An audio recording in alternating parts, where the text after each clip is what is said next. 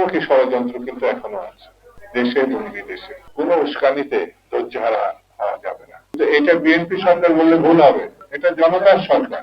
Iran এবং Israel আমেরিকার যে যুদ্ধ, এটা ক্রমেই বাড়ছে, কোথায় গিয়ে দাঁড়াবে এটা আমরা কেউ জানি না। এই আন্তর্জাতিক সমস্যায় আমাদের মতো দেশ কিন্তু আক্রান্ত হতে পারে অর্থনীতির দিক থেকে, এবং যেটি এই মুহূর্তে আমাদের সব থেকে গুরুত্বপূর্ণ। কারণ আমরা আন্দোলনের সময় মানুষ আমাদের পাশে দাঁড়িয়েছে, আমরা আমাদের দলের পক্ষ থেকে ৩১ দফা এবং কৃষক শ্রমিকের নানান সমস্যা মীমাংসার কথা আমরা বলেছি। সরকার আমাদের, প্রধানমন্ত্রী আমাদের, তারেক রহমান সাহেব ও মানুষের জনসমর্পিত একজন নেতা, তিনিও তার প্রতিশ্রুতির ব্যাপারে পূর্ণ ব্যক্ত করেছেন। নানামুখী ষড়যন্ত্র কিন্তু এখনো আছে দেশে এবং বিদেশে। সেই আলোচনা আমি এখন করবো না, আপনারা নিজেরাও জানেন। যদি এই সরকার সফল না হতে পারে, এরকম কিছু ঘটনা বিভিন্ন ভাবে বলা হচ্ছে। সরকার এখানে 15 দিন, 2 সপ্তাহ হল, দেখেন সোশ্যাল মিডিয়াতে বিশেষ করে এমন এমন আপত্তিকর কথা এবং বক্তব্য দেওয়া হচ্ছে যার ধৈর্য সহকারে গ্রহণ করা খুব কঠিন। ধৈর্য সহকারে, কিন্তু এই জায়গাটাই হচ্ছে পরীক্ষা। আপনার ঢাকা না, সারা বাংলাদেশে কিছু কিছু ছোট ছোট ঘটনা হচ্ছে। এই ঘটনাগুলো আমাদের উস্কানির ফসলগুলো আমরা মনে করি। কোনোভাবে কোনো উস্কানিতে ধৈর্যহারা হওয়া যাবে না। সরকার আমাদের,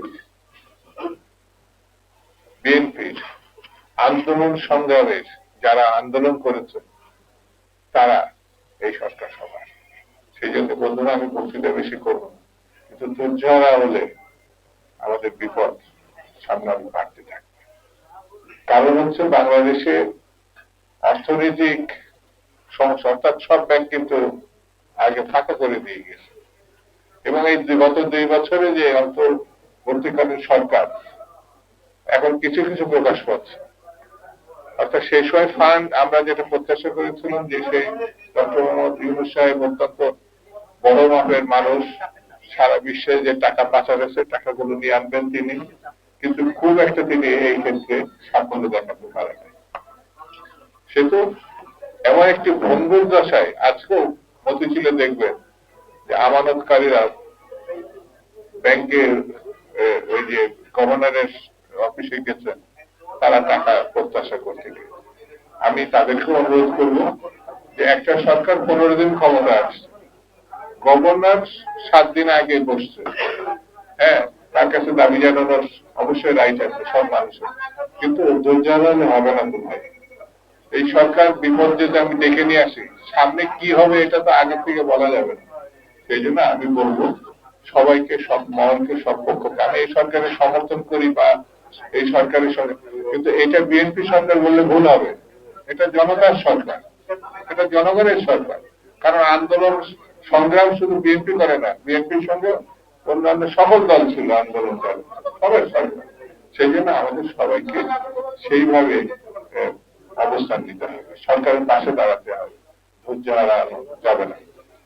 আর আমি আজকে যে আয়োজন আজকে করেছেন, আমি তাদেরকে ধন্যবাদ, শুভেচ্ছা, অভিনন্দন জানাই, এবং ভবিষ্যতে আবার আমরা রাজপথে যেমন ছিলাম সরকারকে সমর্থন দেওয়ার জন্য আমাদেরকে ঐক্যবদ্ধ থাকতে হবে। এই আহ্বান জানিয়ে আমি আমার বক্তব্য শেষ করছি। খুদা হাফেজ। বাংলাদেশ।